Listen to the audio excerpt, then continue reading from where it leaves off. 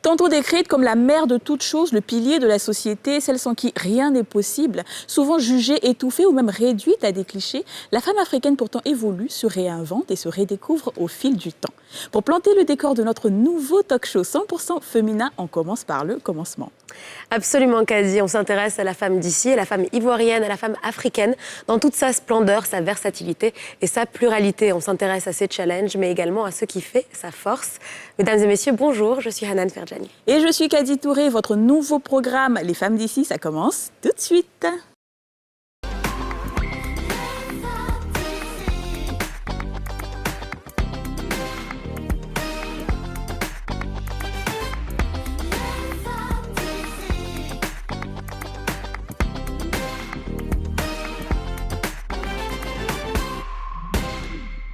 Bienvenue, mesdames et messieurs, dans Les Femmes d'ici. Nous sommes très heureux d'être en votre compagnie. Et aujourd'hui, je partage le plateau avec Hanan Ferjani, Aurélie Liam et Ami Kwame.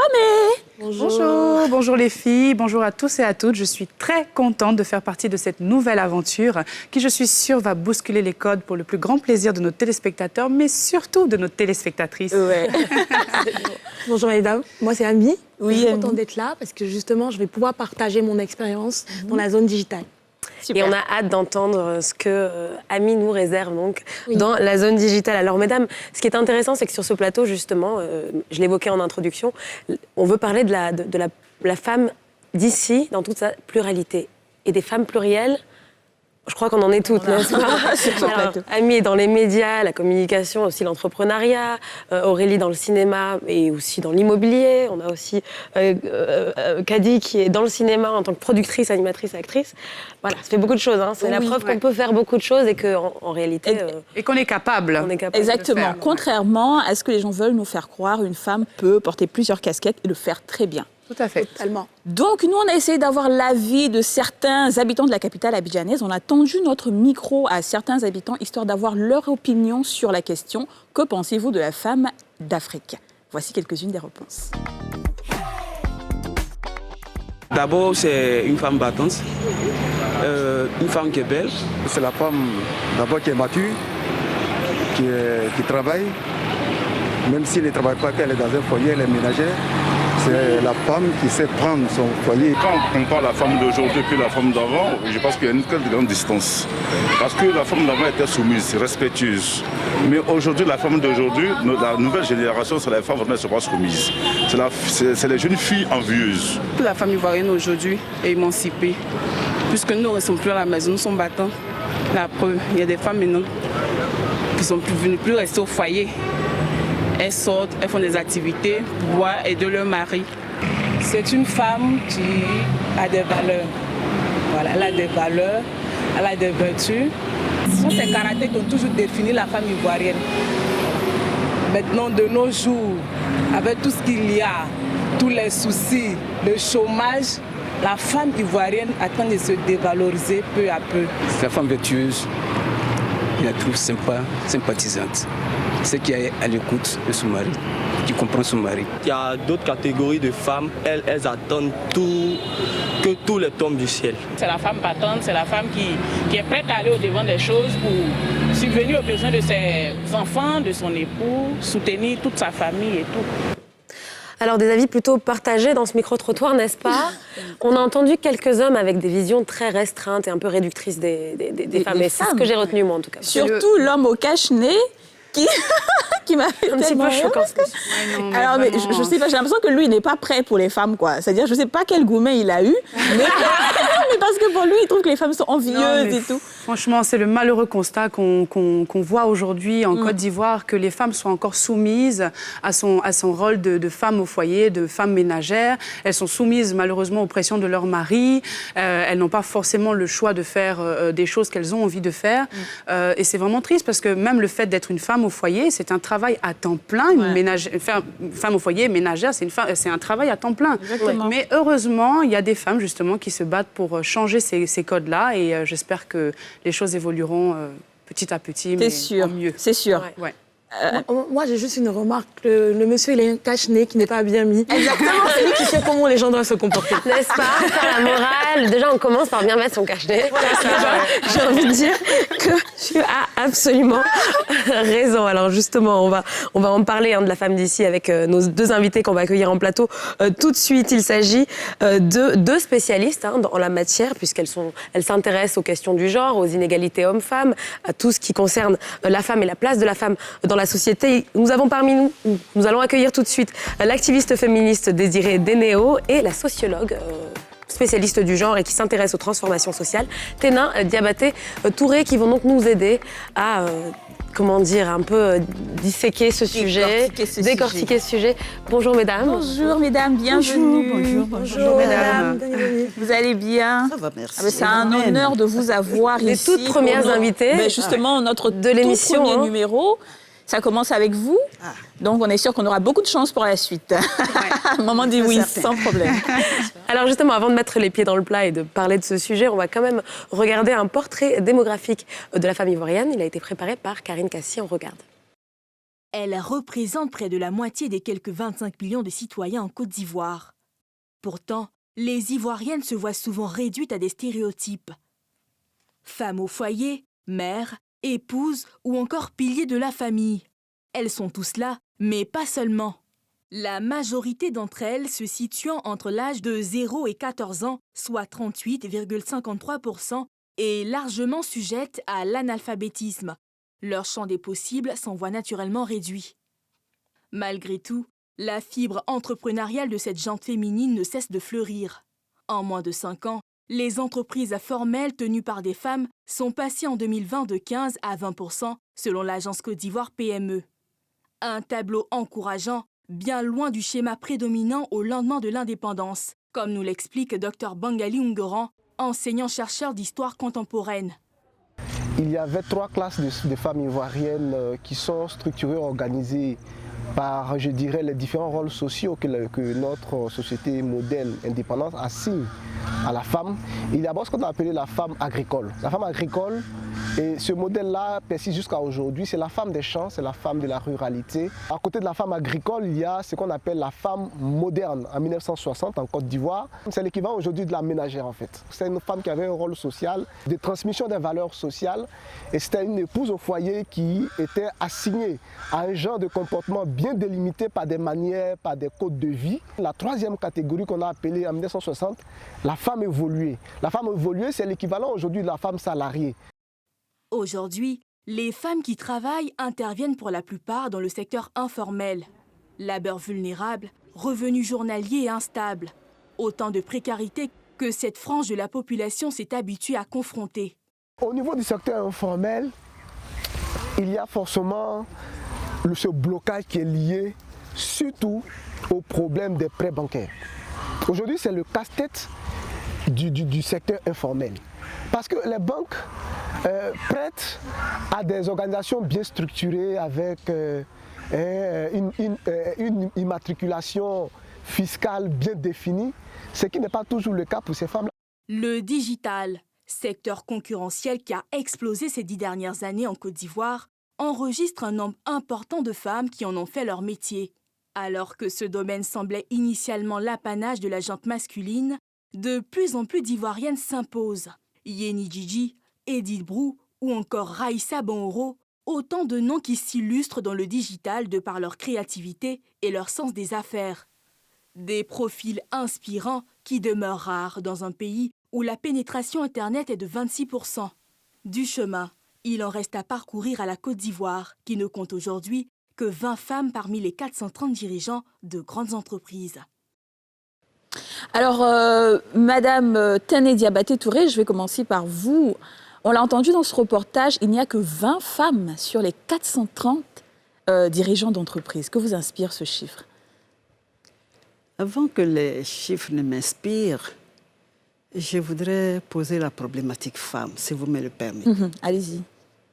La femme, c'est quand même des forces. Il faut retenir cela. Je retiens 4 principales forces. La première force, c'est la force de la reproduction, qui lui est reconnue. Elle reproduit l'humanité quand même, quoiqu'il y ait une avancée des sciences. La deuxième force, c'est la force de la production.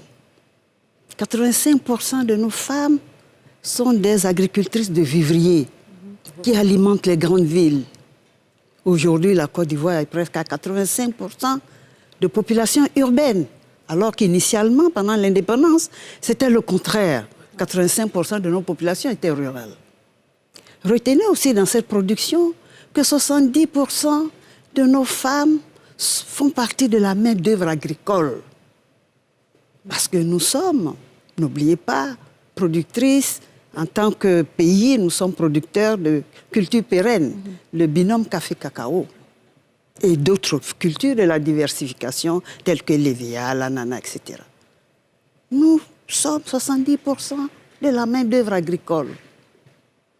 Ensuite, nous sommes la force de l'éducation. Quand l'enfant naît, quand même, la première éducatrice, c'est la femme. Bien sûr. Celle qui transmet les valeurs. Donc, c'est une femme de valeur. Et puis, la quatrième force, je vais m'arrêter là, c'est la force de la médiation. La femme, c'est la médiation. La femme, c'est, je dirais, le synonyme de paix. Vous prenez tout ce qui est action sociale autour de l'action matrimoniale, c'est-à-dire le mariage, etc. Mais c'est pour insuffler la paix dans nos communautés.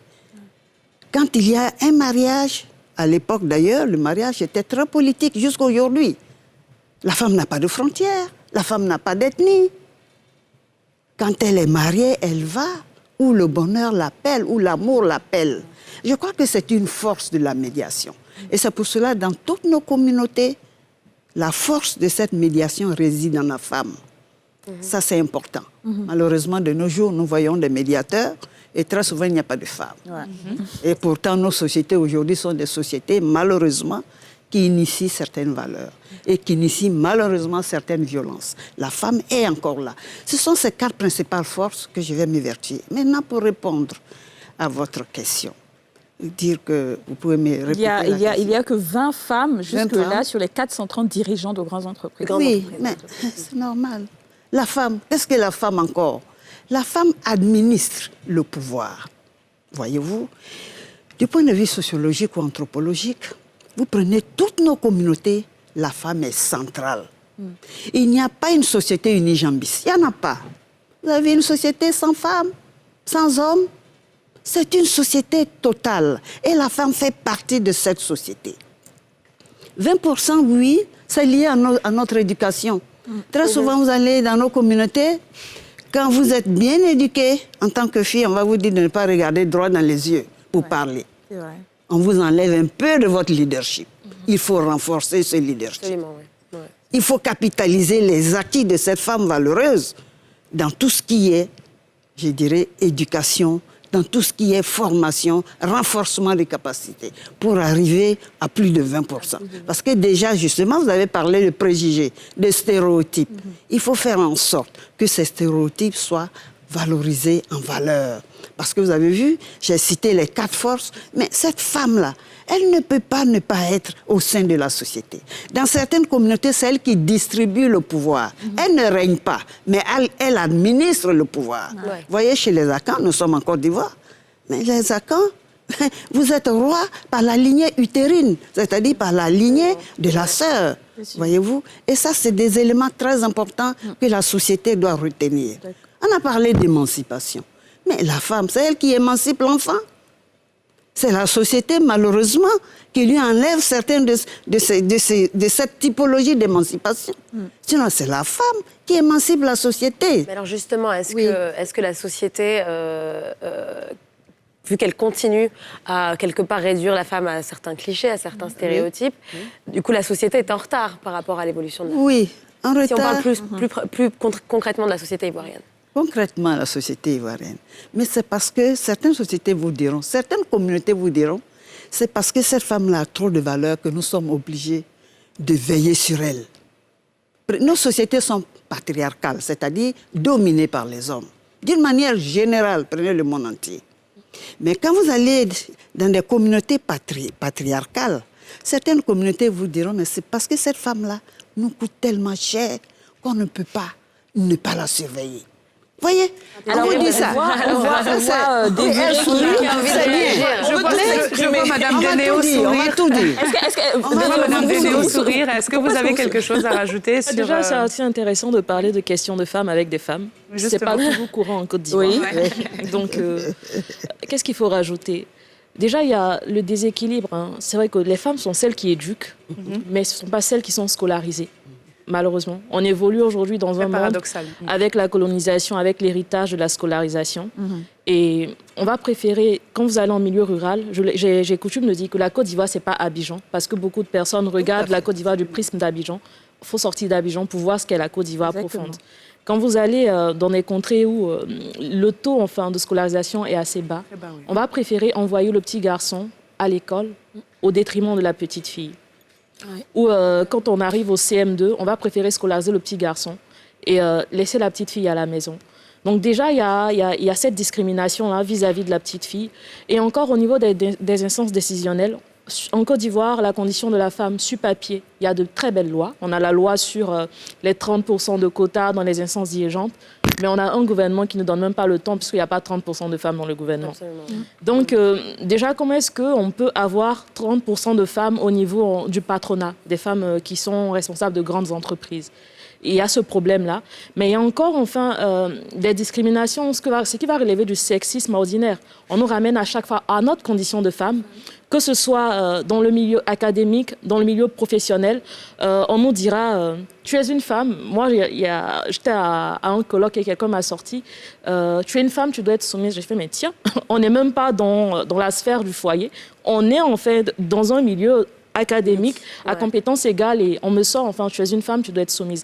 Et on nous ramène à chaque fois à la condition de la femme, à la soumission, ce qui n'est pas forcément partagé par toutes les femmes. Moi, j'ai une question, surtout pour Mme Diabaté. Moi, je pense que les problématiques sont sûres, elles sont connues, mais quelles sont les solutions, qui sont déjà mises en place et que vous pensez importantes? Aujourd'hui, on parle à des téléspectatrices qui nous regardent dans leur quotidien. Qu'est-ce qu'il faut faire pour dépasser justement tous ces stéréotypes? Je crois que nous avons déjà amorcé, toutes les deux. On a d'abord, c'est vrai, cette problématique. Mais ce qu'il ne faut pas oublier aussi, il faut dire que nous sommes en Côte d'Ivoire, ces femmes d'ici en Côte d'Ivoire, il y a une construction culturelle du genre. N'oublions pas cela. Voyez-vous, prenez le système d'exploitation, par exemple. Du point de vue économique, nous avons parlé de culture d'exportation. De ce point de vue, vous savez, dès qu'il y a la richesse, la femme, elle est à la berge. Exactement. C'est les hommes qui apparaissent. Et quand on parle de système d'exploitation à l'époque, c'était quoi? C'était sous le régime colonial, vous le savez bien. Elle a parlé d'école, c'est juste. L'école a été aussi ce lieu où il y a eu toute une discrimination à travers certains programmes scolaires. Quand vous prenez, en guillemets, à l'époque, en guillemets, Mamadou Ebineta, envoyait Aya aller au Margot avec le pot sur la tête, la jarre sur la tête, et le petit Yao sur un vélo ou dans un véhicule, dans une auto, comme on le disait dans le livre.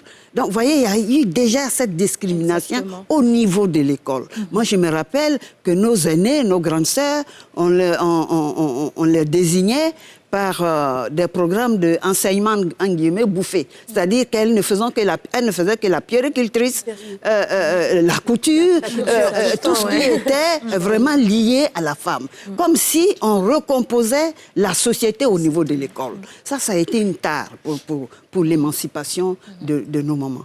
Ensuite, il y a, comme l'a dit ma fille, cette impression qu'on a toujours eu, mais qui est une réalité d'ailleurs, cette pauvreté de la femme. La pauvreté est liée à la femme, vous le savez. Dès qu'il y a des programmes scolaires qui nécessitent, des dépenses supplémentaires, on choisit entre le petit garçon qui est l'héritier et la petite fille qui doit rester auprès de sa mère.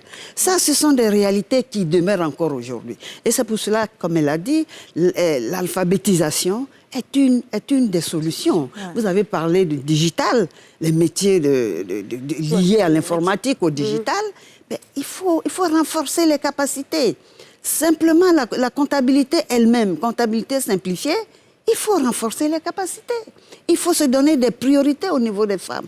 Sinon, les femmes, quand vous dites vous-même qu'elles sont analphabètes, mais certaines ne se prennent pas de cette hauteur-là. Vous avez dit qu'elles sont analphabètes, parce que ce qu'elles font, nous ne pouvons pas le faire. Ouais, c'est sûr. Se réveiller à 2h, 3h du matin, moi j'ai fait les marchés gourous.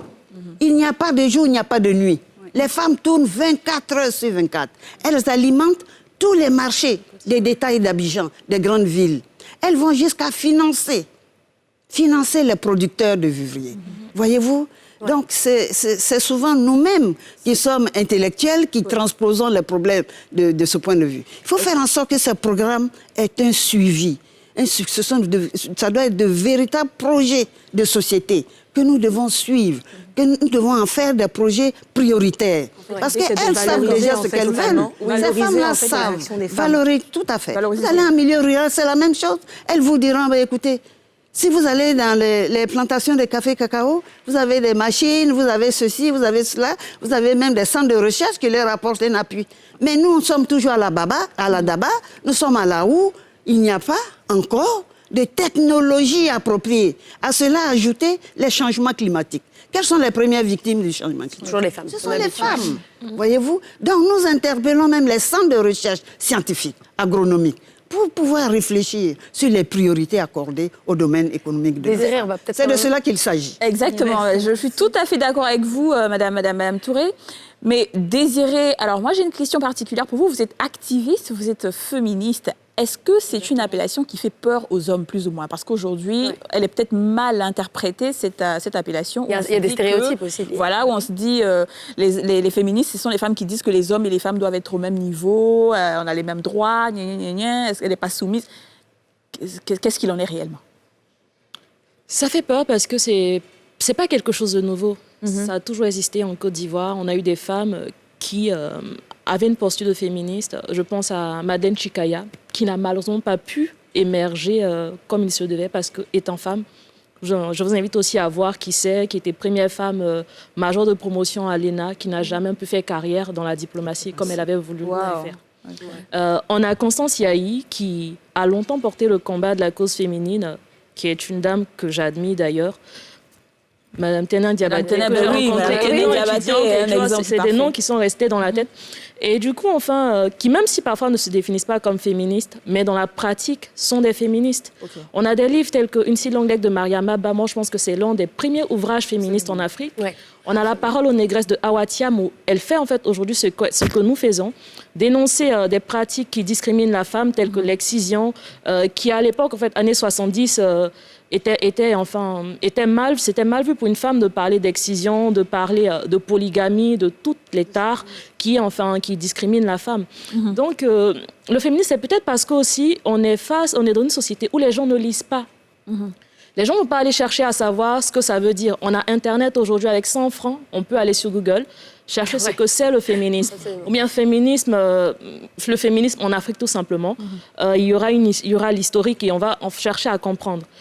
Aussi peut-être parce que les hommes sont habitués, on est dans une société patriarcale, ceux généralement qui disent oui, elles ne veulent pas être soumises, oui, en fait, elles veulent ôter le pouvoir aux hommes.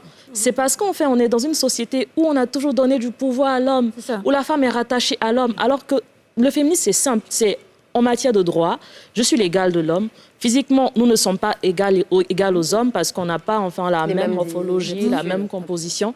Mais enfin, à compétences égales, salaire égaux, à compétences égales, postes égaux. Et c'est ce qu'on revendique. Sinon, comment comprendre que nous sommes dans une société où, à chaque fois, on dit, mais les femmes sont... c'est quoi déjà le thème? Les femmes sont symboliques.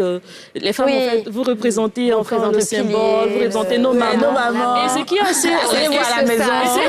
Essayez d'observer dans la société. Toutes les femmes sont des putes, sauf leur maman. C'est vrai. En tout cas, ouais, ça c'est sûr. Donc, comment est-ce que cette femme-là est sacrée, mais c'est elle qu'on bat, c'est elle qui est à la traîne, c'est elle qu'on veut maintenir dans la pauvreté? Alors, justement, je sais que quand même les choses essayent d'évoluer, puisqu'en 2012, il y a une certaine modification de la loi sur le code de la famille qui donne le droit à la femme aujourd'hui de choisir son travail ou un partage équitable des charges de la maison. Est-ce que vous pensez quand même que, en 2020, c'est concret? Est-ce que cette loi, aujourd'hui, elle est concrète vis-à-vis de la femme en Côte d'Ivoire? Oui, moi, je peux. Allez-y, oui, je peux. si nous prenons la Côte d'Ivoire, fait partie des 55 pays, 54 pays d'Afrique. Donc, nous avons le Rwanda qui a quand même 61,3% de femmes dans tout ce qui est parlementaire, sénatorial. Ensuite, nous avons l'Afrique du Sud, nous avons le Gabon et la Côte d'Ivoire est quand même 4e avant le Togo. Donc, ça veut dire que il y a certains textes qui ont été pris, comme l'a souligné tout à l'heure ma fille. Mais ce qu'il faut retenir quand même dans la société, c'est que la femme est... On ne peut pas en faire autrement. La femme, c'est le pilier de la société. C'est vrai qu'il y a des stéréotypes encore. Et c'est pour cela qu'il faut une volonté politique. Voyez-vous, au Rwanda, c'est 61% de femmes qui sont dans le Parlement. Et il y a 51% de femmes au poste ministériel. C'est une volonté politique. Au-delà de la représentation politique, c'est vrai qu'il y a la Côte d'Ivoire n'est pas mal placée, le Rwanda est félicité pour ça. C'est les textes, effectivement. Mais au-delà de ça, on a quand même, dans les faits, même quand on a une représentation au Parlement, il y a quand même une marginalisation même des femmes en politique. Tout à fait. Et c'est pour cela qu'il faut faire ça avec les hommes. Ça, je suis d'accord avec elle. Nous sommes... Il y a des féministes, vous savez, il y a un poète français qui disait que la femme, c'est l'avenir de l'homme. Et ce n'est pas faux. C'est l'avenir même de l'humanité, la femme. Ça l'a toujours été. C'est ça. C'est comme ça qu'il faut prendre la chose. Vous prenez toutes nos sociétés, même les sociétés primitives. Mais la femme est au centre de toutes les décisions. Quand le roi vous dit, la nuit porte conseil, mais il prend conseil auprès de qui? C'est vrai qu'on parle de stéréotypes, mais vous savez, la nature de l'homme, c'est un peu cela. Ouais. Quand on est un peu affaibli, on est obligé de nous appuyer sur ce qu'on parle, enfin, qu'on généralise en tant qu'être fragile, etc. Mais la femme, c'est le poids de la société. N'oubliez pas ça, mes filles. Ça, c'est très important. Et l'homme est obligé souvent de se justifier. Ouais. Parce que si on sort trop, on sort tout ce qui est à l'intérieur, ça ne va pas les arranger. C'est pour cela qu'il faut en faire notre cheval de bataille. Mais oui, Madame Touré, on en fera notre cheval de bataille. C'est même l'objectif justement de cette émission et nous sommes très heureuses de vous avoir utiliser. Il faut les utiliser pour arriver nous sommes obligés à nos objectifs de résultat. Merci en tout cas, mesdames, d'avoir participé à cette première édition des Femmes d'ici. On a tellement de choses à dire, mais je pense qu'on aura l'occasion de voir très bientôt pour en tout cas en débattre davantage. On va marquer une courte pause afin de passer à notre chronique Bien-être santé au top. Après une courte page de pub, c'est maintenant. Bienvenue, si vous nous rejoignez, on va parler santé maintenant dans la rubrique Au top avec une gynécologue obstétricienne et échographiste qui va tout nous dire sur les fibromes. On accueille maintenant Dr Alice Dibi. Bonjour docteur. Bonjour docteur. Bonjour les jeunes filles. Bienvenue. Jeune, pas si jeune. Mais bon, voilà. Vous avez raison, on est toutes jeunes ici. Bonjour docteur et merci d'être avec nous pour toutes nos premières rubriques au top. Alors on va parler de fibromes comme l'a dit Kadi. C'est un sujet pas très drôle mais qui est très important parce que ça concerne beaucoup de femmes africaines et noires. Alors on va commencer par le commencement. C'est quoi exactement les fibromes ? Oui, alors vraiment, vous avez eu le nez creux en choisissant cette question, parce que c'est vraiment un phénomène qui est très, très, très répandu. Ouais. Alors le fibrome, qu'est-ce que c'est ? C'est une tumeur bénigne. On dit tumeur bénigne parce que c'est pas un cancer. Hein. C'est une tumeur bénigne qui se développe au niveau du muscle de l'utérus. Alors l'utérus, vous savez que c'est l'organe qui produit les règles, dans lequel se trouve le bébé. Et donc, c'est dans cet organe-là que les fibromes apparaissent. Alors, fibromes, je veux vraiment préciser aujourd'hui, parce que très souvent, les gens pensent qu'il y a une différence entre myome, fibrome, fibromyome. Tout ça, c'est la même chose. Voilà. Donc, fibrome, myome, c'est la même chose. Donc, c'est une tumeur qui se développe donc, au niveau du muscle de l'utérus et qui est une des affections la plus répandue, en tout cas chez la femme au-delà de 30 ans. Mais alors, justement, qu'est-ce qui cause ces fibromes ? Alors là, c'est la grande question. Parce que même nous, les professionnels, on n'a pas pu trouver la cause précise. Mais on a fait des constats. On a constaté que les fibromes sont beaucoup plus fréquents dans la race noire. On constate, par exemple, chez les caucasiennes, les européennes, 20 à 30% pour la fréquence, alors que chez les africaines, on atteint pratiquement 50%. Est-ce que c'est pas lié à l'alimentation, je ne pense pas. Il y a un facteur, donc il y a ce facteur racial, nous fait plutôt penser à un facteur génétique. D'accord. Voilà, nous fait penser plus à une cause génétique.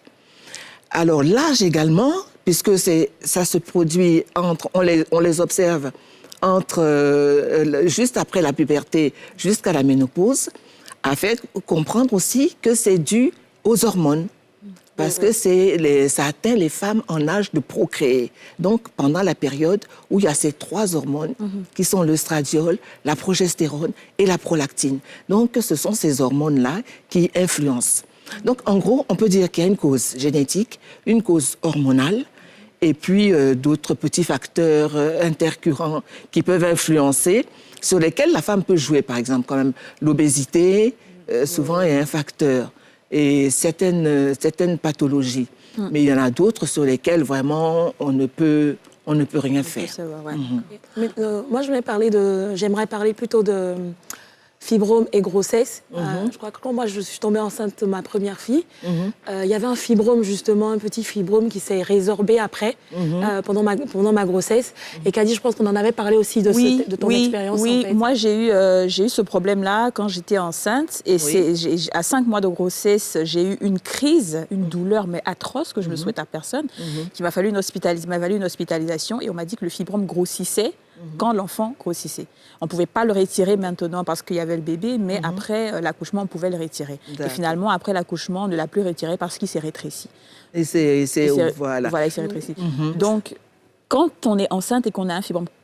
D'accord. Donc là, dans votre cas, déjà, vous avez de la chance. Ben oui. Vous êtes enceinte avec vos fibromes. Ouais. Mais je pense que si on veut suivre vraiment un peu la chronologie, ce que je voudrais vous expliquer, c'est que les fibromes, dans la moitié des cas, ils sont asymptomatiques, c'est-à-dire qu'ils ne donnent pas de signes. Et raison pour laquelle, peut-être que vous ne saviez même pas que vous aviez des fibromes, c'est au moment où vous avez eu la grossesse que vous vous en êtes, qu'on l'a découvert. Oui. Donc là, c'est le cadre des fibromes asymptomatiques. Maintenant, il y a les autres fibromes qui sont, c'est ceux-là qu'en général on traite. Donc ça va donner des règles, les femmes auront des règles prolongées ou alors des règles entre les cycles, ce qui va les amener, qui va entraîner une anémie et puis on pourra faire le diagnostic. Il y en a d'autres qui ont mal au ventre, on peut avoir des douleurs pelviennes et parfois quand le fibrome est vraiment très gros, soit il appuie en avant.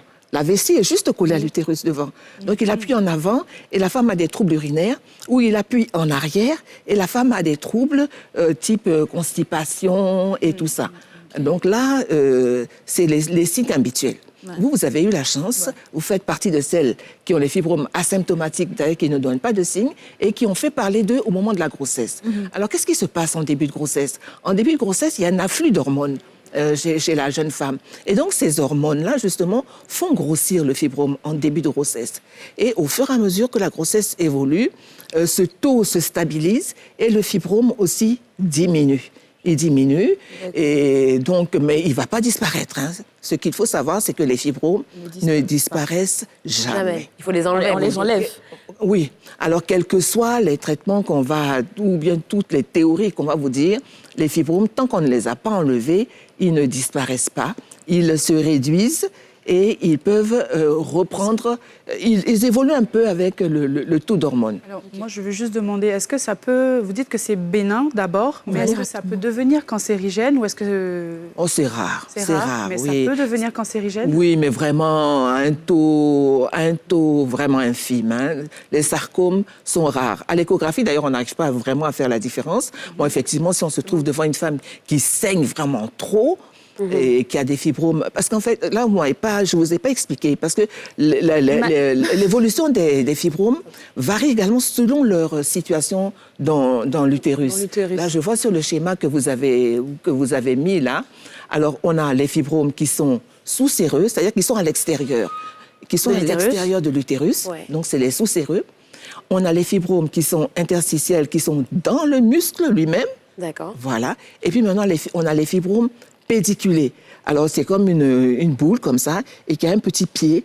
Et puis alors, s'il est à l'extérieur, il se promène dans le ventre. C'est ça, quelquefois, les femmes disent que oui, elles ont l'impression que ça bouge. C'est pas leur utérus qui bouge. C'est parce qu'elles ont un fibrome qui est fixé par un petit cordon et qui bouge. Voilà. Merci, et maintenant, en tout cas, on en a un à l'intérieur également. Parfois, on peut en avoir à l'intérieur. Et c'est ceux qui sont à l'intérieur qui saignent beaucoup plus. Et c'est ceux-là qui sont... En tout cas, merci beaucoup, Dr Dibi. On a appris Malheureusement, énormément, on va devoir... Oui. pour nous. C'est vrai que c'est très intéressant, on a envie d'en savoir plus, mais merci en tout cas. Mais vous voulez pas les traitements? Je pense que dans une autre émission, on aura l'occasion de discuter de ça, en tout cas. Oui, on va savoir ce qu'il faut faire. Savoir ce qu'il faut faire. Qu'est-ce qu'il faut faire? D'accord. On va aller rapidement en 2 secondes. Qu'est-ce qu'on peut faire rapidement? Qu'est-ce qu'il faut faire justement pour prévenir? Alors, qu'est-ce qu'il faut faire? Disons qu'on a trois options. Soit on fait un traitement médical pour réduire la taille des fibromes, soit on ne fait rien du tout quand il n'y a pas de signe. Oui. Mais quand il faut traiter, il existe des traitements médicaux qu'on fait pour réduire la taille des fibromes. On les fait dans quel cas? Quelquefois, on a des femmes qui viennent avec des fibromes tellement gros que si on veut les opérer, on sera emmené à enlever l'utérus. Alors qu'on donne ce traitement, ça diminue la taille du fibrome et ça permet d'enlever le fibrome et de préserver l'utérus. Donc, c'est ce qu'on procède. Alors, et puis, on fait donc ce qu'on appelle après ça, on fait la myomectomie, c'est-à-dire qu'on enlève.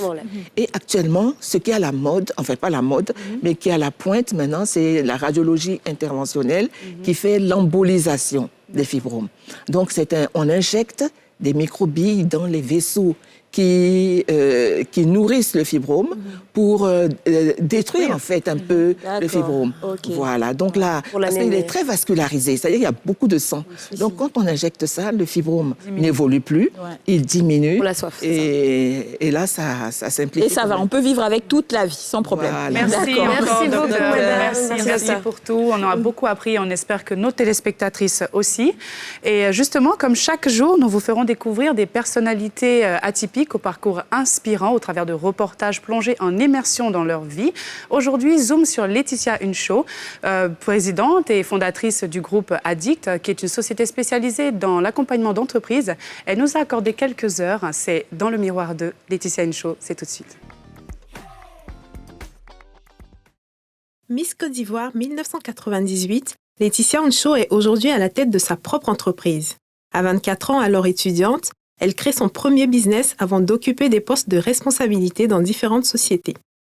En 2015, cette ancienne pensionnaire de l'INPHB démissionne de son poste de directrice générale Afrique francophone de Côte-Ouest Audiovisuel pour se consacrer à sa holding de 5 entreprises. Chacune des entreprises a sa propre histoire. Dans le groupe, vous avez la conciergerie, qui a 11 ans aujourd'hui, donc qui existe depuis 2009. Vous avez Addict Food and Service qui a des produits qui existent depuis 2013 et après qu'on a repris au sein donc de cette entreprise-là. Vous avez la régie publicitaire, vous avez l'agence de communication et puis la SCI, donc l'entreprise dans l'immobilier. Voilà. Alors qu'elle se dit satisfaite de son parcours, Laetitia Unchaud refuse d'être prise en modèle de réussite. Ça, c'est une réponse, je crois, qui ne va pas plaire à beaucoup de gens. Mais écoutez, c'est... Comment je vais dire ça? Oui, c'est un honneur, même si ce n'est pas mon objectif de vie, comme j'aime bien dire, parce que si, à travers mes actions, il y a quand même des jeunes qui, en tout cas, me prennent comme exemple, tant mieux. Mais après... mon objectif n'est pas vraiment d'être le modèle de qui que ce soit, en fait, si vous voulez. Et je le dis avec beaucoup d'humilité. Ne vous y méprenez pas, ce n'est pas son déjeuner. Ça, ce sont des plateaux qu'on a, en fait, sur Addict Food and Service, à destination, en fait, des entreprises.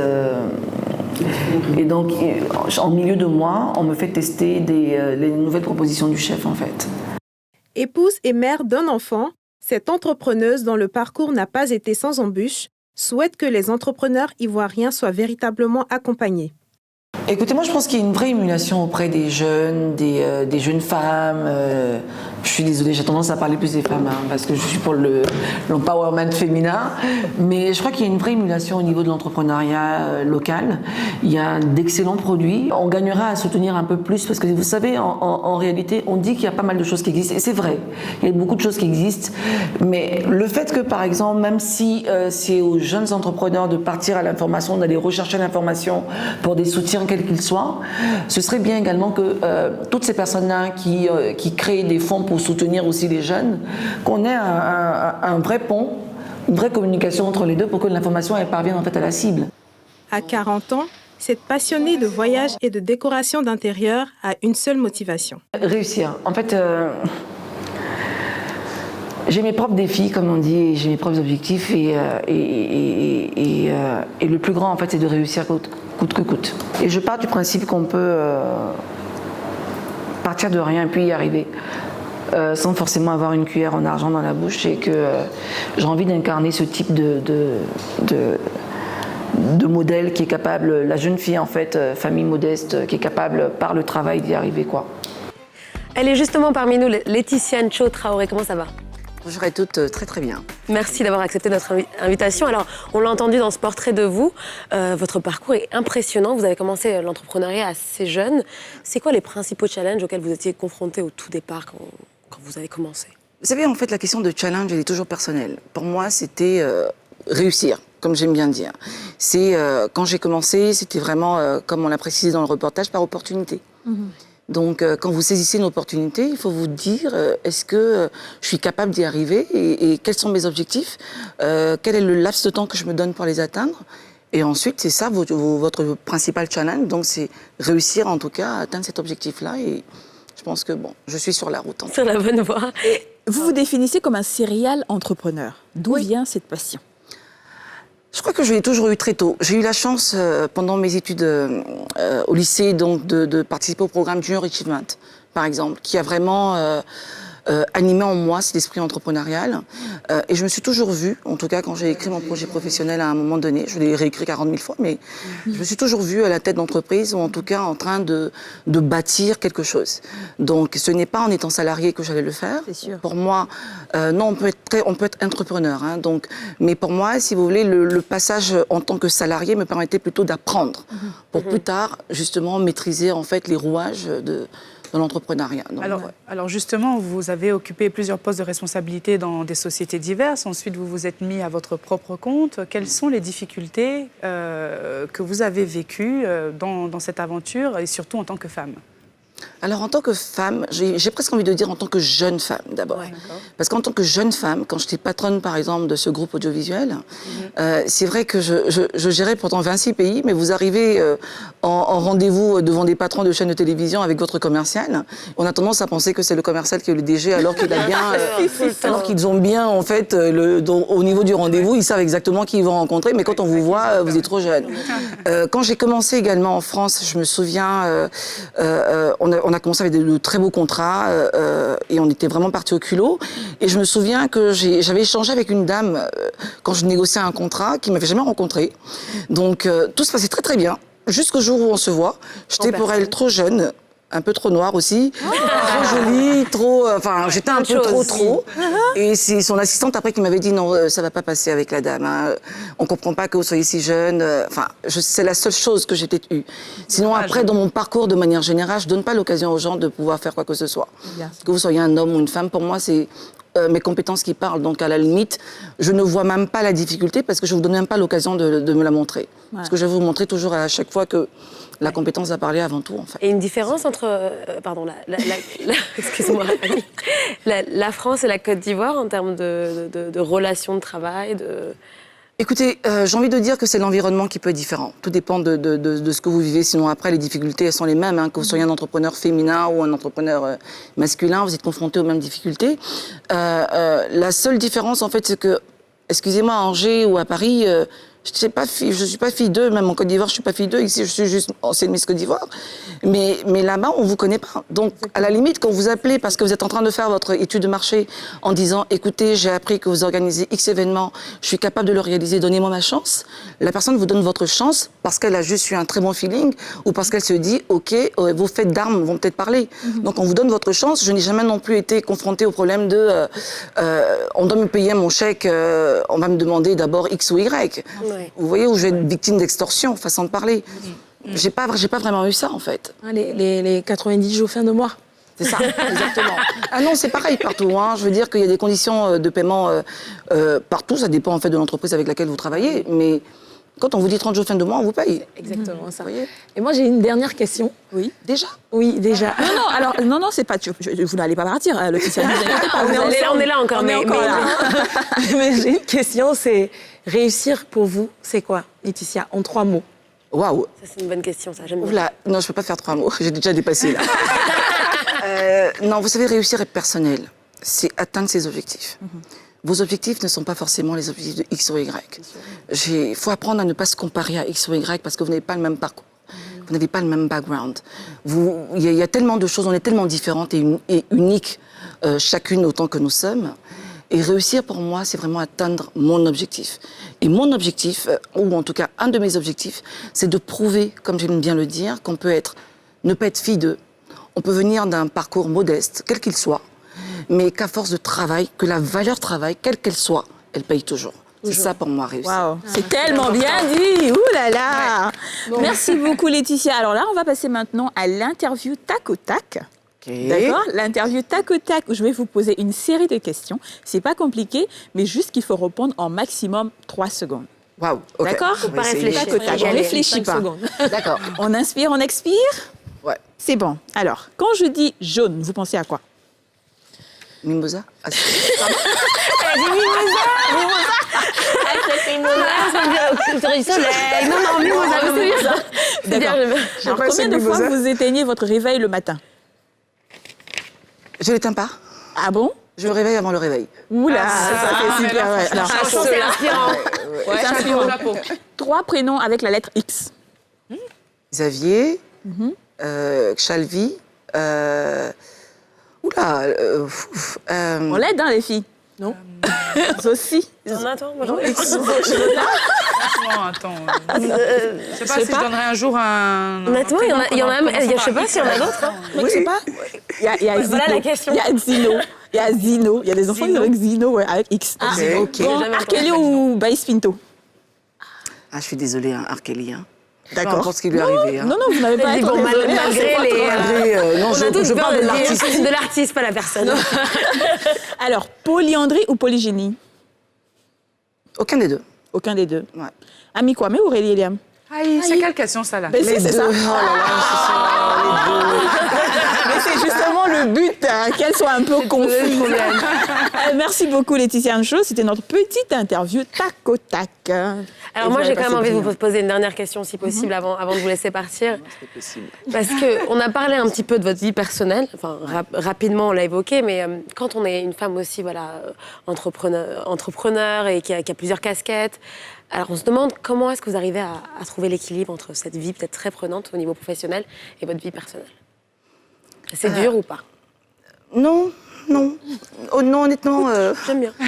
Non, honnêtement... Non, mais tant mieux. J'ai une petite sœur sur le plateau qui me connaît très bien. Et, non, vous savez pourquoi? Parce que je m'excuse de ce que je vais dire, hein, mais j'ai toujours pris chaque chose comme un projet, façon de parler. Donc, mon mariage, c'est comme un projet qu'il faut réussir. En tant que nouvelle maman, c'est un projet qu'il faut réussir. En tant qu'entrepreneur, c'est un projet qu'il faut réussir. Donc, comment est-ce que vous alliez tous ces 3 projets? Bah, c'est une question d'organisation. Ouais. Après, et de tableau Excel et tout. Peut-être pas. Presque. Mais non, en fait, si vous voulez, j'ai envie de dire, vous vous levez le matin, vous savez, quand on dit en fait que c'est difficile, c'est parce qu'on différencie les rôles. Oui. Alors qu'en fait, vous êtes Laetitia Ancho Traoré, ou Ami Kwame, ou Aurélie, ou Kadi, ou Anan, c'est ça. Vous vous levez le matin, vous êtes vous. Vous avez une série d'activités, donc vous savez également que vous devez gérer votre mari, vous devez vous lever le matin, aller travailler, vous devez gérer votre fils, vous devez gérer X ou Y. Il n'y a pas de liaison ou de jeu à faire entre chaque rôle, vous voyez, parce que vous êtes juste vous, donc vous vivez. Donc, dans votre façon de vivre, c'est comment est-ce qu'on s'organise pour dire, bon, ok, attention, monsieur doit manger X ou Y le soir, ou je suis fatiguée aujourd'hui, je vais demander, chérie, tu ne pourras pas manger telle chose aujourd'hui, je ne peux pas préparer, je n'ai pas fini tôt, est-ce que ça ne te dérange pas de manger X ou Y? Et pendant le même temps, là, vous êtes encore en train d'appeler votre assistante pour dire, est-ce que vous pouvez gérer X ou Y? Donc, vous voulez... C'est votre façon que... En fait. Non, la notion de compromis, elle n'est pas c'est plutôt une organisation. Parce que quand on parle de compromis, en fait, il y a une perte quelque part, en fait, de soi. Vous voyez, c'est plus une question d'organisation. Oui, non, mais je veux dire, c'est le compromis. Je suis d'accord, le compromis amène du sacrifice, donc non. Vous vivez. Ma fille m'a dit un jour, je lui ai dit, je suis fatiguée, c'est compliqué d'être une maman. Elle dit, maman, c'est pas compliqué, il suffit d'être organisée. Mais c'est super. Une fille, elle a quel âge? Elle a quel âge? Elle a 8 ans. Elle dit, si tu t'organises, tu vas... On en reparle dans 20 ans. Dans 20 ans, oui. Voilà, c'est tout. Il aurait pu poser sa question. Merci beaucoup, Laetitia Ncho. Merci. Ça a été un plaisir de vous avoir ici. On a été inspirés. Une fois de plus, comme d'habitude, partout où vous passez, vous inspirez. Oh, merci. Mais oui, c'est vrai. Et vous êtes notre toute première, dans le Miroir 2, c'était la première. En tout cas, je vous souhaite bonne chance. Merci. Mais attention, Laetitia, ne partez pas. Ne partez pas tout de suite. Parce qu'on va rentrer dans la Digital Zone, dans la rubrique, n'est-ce pas? Exactement, Ami. Tout de suite, la rubrique de Ami, la zone digitale. Alors, Laetitia, est-ce que vous connaissez Canva? Oui. Anan? Moi, oui. Kadi? Non. Ça me dit quelque chose. Ça te dit quelque chose? Ouais. Alors, tout simplement, Canva, c'est un outil qui est disponible en application ou sur un site qui s'appelle canva.com. C'est un outil de communication et de marketing. Ça vous sert à développer des visuels pour votre communication, justement. Aujourd'hui, avec les réseaux sociaux, on a la possibilité de faire des stories, des posts via Canva. Donc, pourquoi il faut utiliser Canva? Déjà, quand on n'a pas forcément les moyens d'avoir un infographe ou une cellule de communication.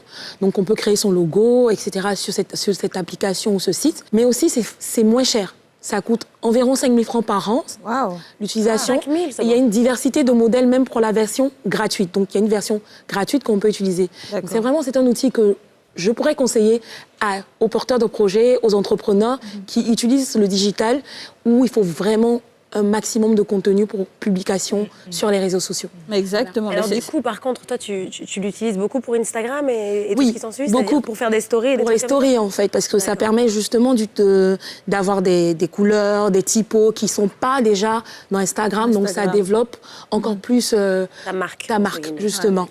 Et Laetitia Ncho a dit qu'elle connaissait Canva. Vous l'avez utilisé dans quel cadre? Ou vous l'utilisez dans quel cadre?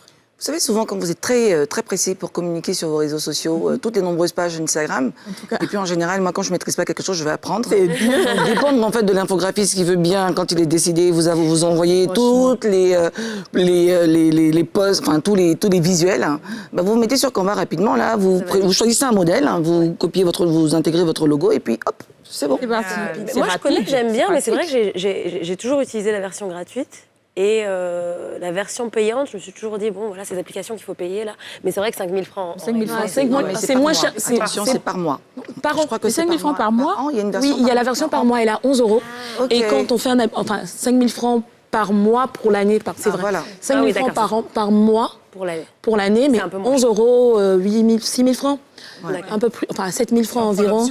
Si on prend l'option mensuelle. Donc, au début, c'est vrai que c'est un peu fastidieux parce qu'il faut avoir les codes, etc., à comprendre, mais c'est très facile.